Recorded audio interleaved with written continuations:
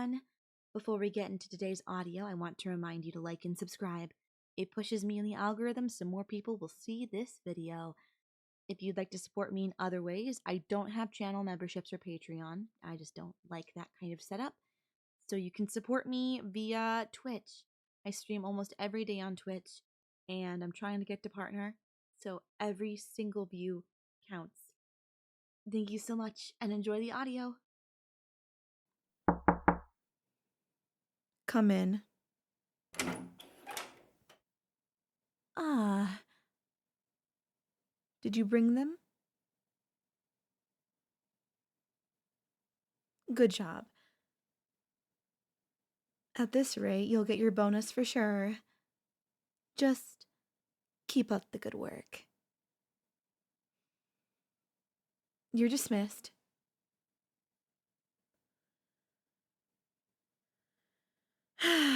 Now what to do with you? I know you can hear me. The bag over your head doesn't stop your hearing. Only your vision. Here. Let me get the bag off.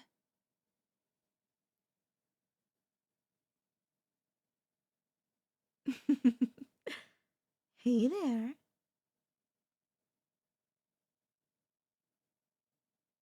You don't know who I am.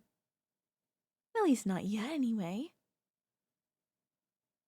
I'm sure you've at least heard of me. Maybe. But you don't know me on any personal level. And that's perfectly okay.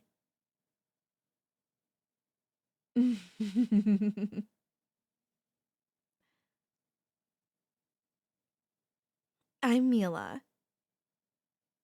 It's incredibly nice to meet you.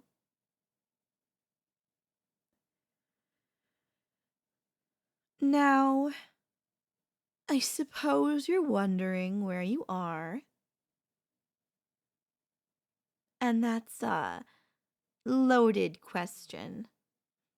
But I can answer it to the best of my abilities. You're in my home. Well, my daddy's home. I am set to inherit the business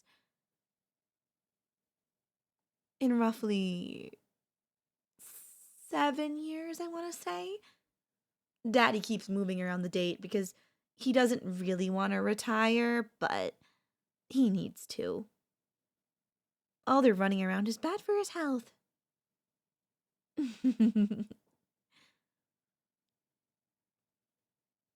But I don't think that gives you enough information. My daddy's the biggest crime lord in the city. A mafia boss, if you will.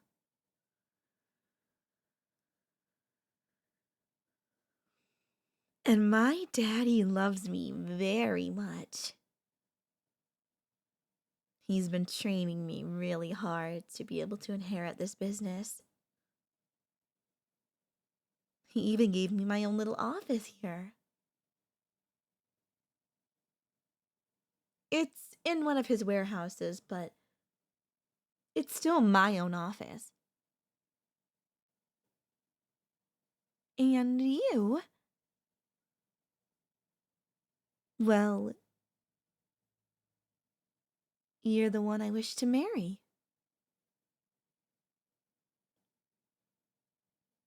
Shocker, I know. Coming from such a normal background to being desired by someone like me. Allow me to enlighten you. You work for one of my father's many companies. There's a different CEO at the top of every company that he has, but in reality, he owns the company. The CEOs are more of a figurehead than anything. My daddy's name has been public for a while, but he's only been labeled as a crime lord. There's no other business that has been tied to him. Well, aside from some politicians, but that's just every politician, right? Anyway, my daddy, 20 years ago, got really invested into the tech industry.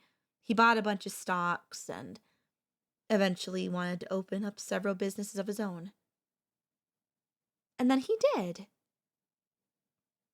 But he knew that his name being associated with them would bring bad press, so he hired on a bunch of actors to act as CEOs and give them pretty good pay. But aside from just, being that figurehead, they don't really do anything else. You work for one of my daddy's phone companies. You're on the team that helps develop apps and figure out how to make the best cameras to go on phones. I was at one of the meetings you had about the 17th iteration of a different camera. I don't fully remember. I was so taken by how passionately you spoke about phones and cameras that honestly, what you were talking about didn't really matter to me. It was the tone. It was the passion you had in your voice. You really cared about the job.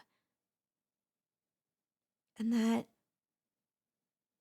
is really hot.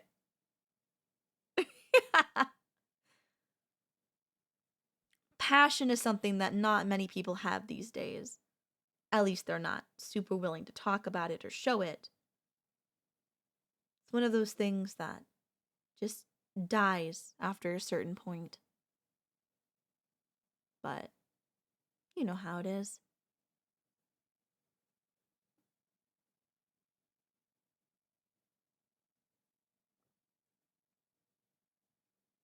So, after I saw your presentation, I just couldn't get you out of my mind.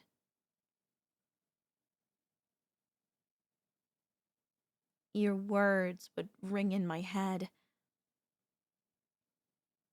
And I had some of the interns, so to speak, do some research on you. And they turned up a lot. That contract you signed when you joined on pretty much gave us permission to go into doing research on basically everything about your personal life. It's honestly rather refreshing to see someone like you. Someone so happy doing the work that they do. For a company that's truly incredibly corrupt. But I'm sure you know that.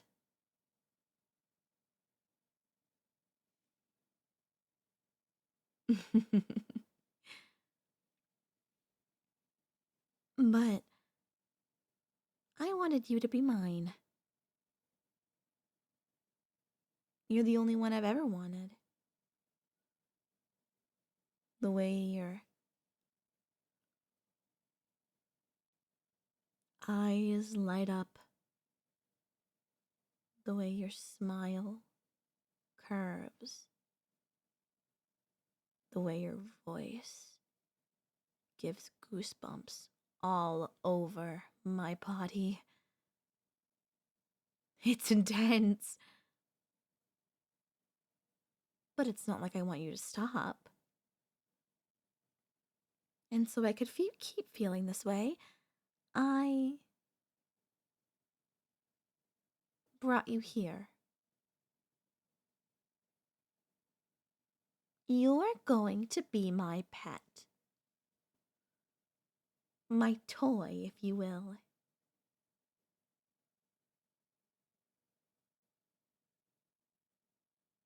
And it will be divine.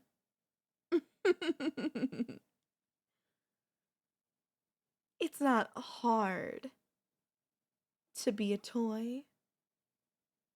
All you gotta do is obey and you'll be fine.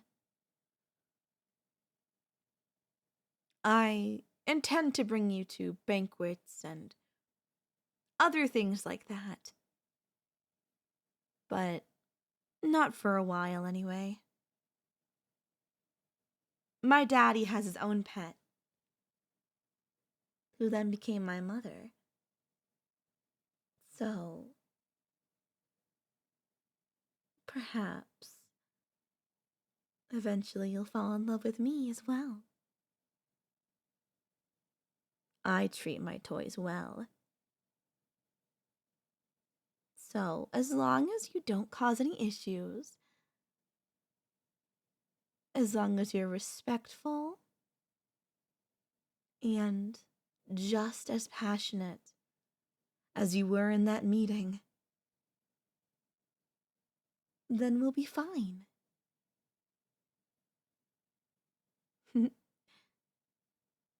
Okay? Good. Now, I'm going to put this bag back on your head,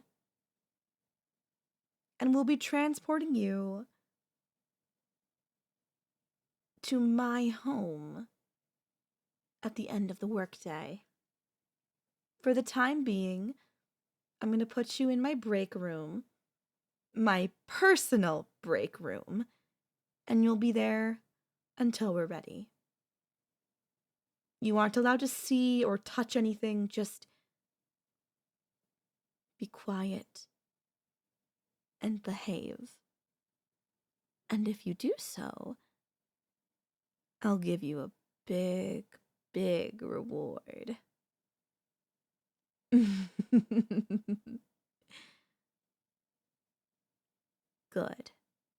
All right.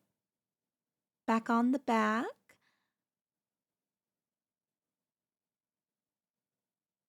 Gary, Carl, bring them back to the break room. They appear to be behaving, but if that changes, do let me know. You are not to harm them. Understood? They're my property, and they will remain my property. If I get told you harmed a single hair on their body, we'll have some problems. I'll see you later, my love. Until then.